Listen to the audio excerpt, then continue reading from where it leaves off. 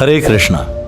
भगवत गीता का अनमोल ज्ञान लेने के लिए सब्सक्राइब करें गिव गीता चैनल को और हाँ, बेल आइकन को क्लिक करना ना भूलें। तो इसीलिए भगवान यहां बता रहे हैं कि मेरे को हर समय याद करने की प्रैक्टिस करो। योग का अर्थ, योग बता रहे हैं ना, इसमें कौन सा योग बता रहे हैं? ध्यान योग। योग का मतलब जुड़ना। जुड़ना कैसा होता है? जिस चीज से पूर्ण आसक्ति हो, जिससे पूर्ण आसक्ति हो, जिसको सोचे बगैर, जाने बगैर एक क्षण के लिए नहीं रह सके। समझ में आया आपको? है ना? योग तो वही हुआ ना, कंप्लीट प्रभु जी है। पूर्ण योग, पूर्ण युक्ति क्या है? कि आप एक क्षण नहीं रह सकते उसके बगैर। जैसे उदाहरण के तौर पर हवा है जी। जैसे ही हवा से योग टूटे तो क्या होगा आपको?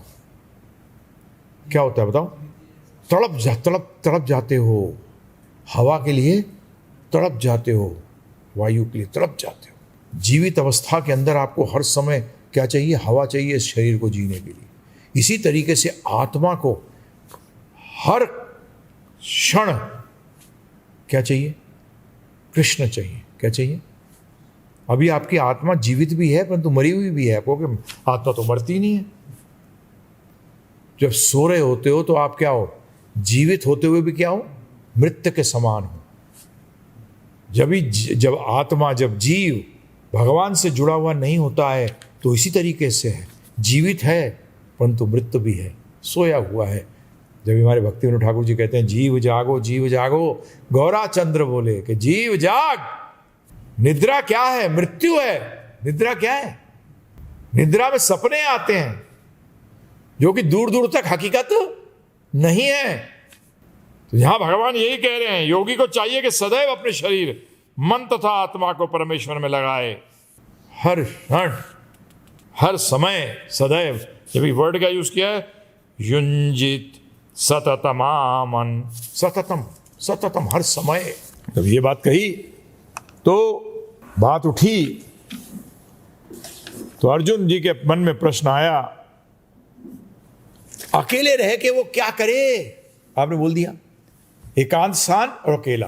कैसा स्थान? एकांत और अकेला। पिछले बता दें तो उसका मतलब एक चीज क्या हुई? जो ये जॉइंटली करते हैं मेडिटेशन, ये तो फेल हो गया प्रभु जी। फेल हो गया कि नहीं हो गया? बताइए आप मुझे। जो ग्रुप बनाए हैं इन्होंने, मेडिटेशन ग्रुप, अभी ग्रुप तो है ही नहीं है। संकीर्तन ग्रुप हो सकता है क्या? मेडिटेशन ग्रुप नहीं हो सकता। भगवत गीता योग की सबसे श्रेष्ठ पुस्तक योगेश्वर द्वारा बोली गई है, इसलिए हम शांत हो गए। अंधकार हो गया ना, माया का प्रकोप, शांत हो जाओ, भगवान का मनन करो। क्या करो? क्योंकि अंधेरे में चोर उचक्के उठकते हैं। क्या नहीं है गीता के अंदर श्लोक? जो ज्ञानी है, जब ज्ञानी का जो उठने का समय है वो अज्ञानियों का सोने का समय है, और जो अज्ञानियों को उठने का समय है वो ज्ञानियों का सोने का समय। तो अंधकार हो जाए, शांत। हिलो डुलोगे तो क्या होने वाला है? इधर उधर गिरोगे नहीं। क्या होता है अंधकार में? यही होता है। परंतु भगवान का ध्यान करने से अंधकार भी रोक नहीं सकता। भगवान का अर्थात मन को अंधकार भी रोक नहीं सकता, है ना? मन को रोक सकता है अंधकार? नहीं रोक सकता। तो इसीलिए क्या बताया कि क्या करना चाहिए? क्या वो अकेले में जाता है, एकांत में जाता है? तो ये बता रहा था आपको मैं, सब सोसाइटी फेल।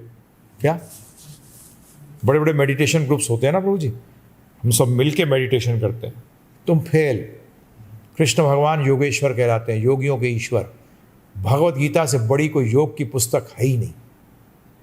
भगवत गीता से बड़ी कोई योग की पुस्तक है ही नहीं, क्योंकि पतंजलि जी भी योगेश्वर नहीं है। पतंजलि के भी ईश्वर कौन है? कृष्ण भगवान, समस्त योगियों के। क्योंकि शिव जी को भी योगी कहा गया है, महायोगी, परंतु भगवान कृष्ण को योगी नहीं कहा गया कहीं भी, क्योंकि वो तो योगियों के ईश्वर हैं। क्या है वो योगियों के ईश्वर हैं, योगेश्वर।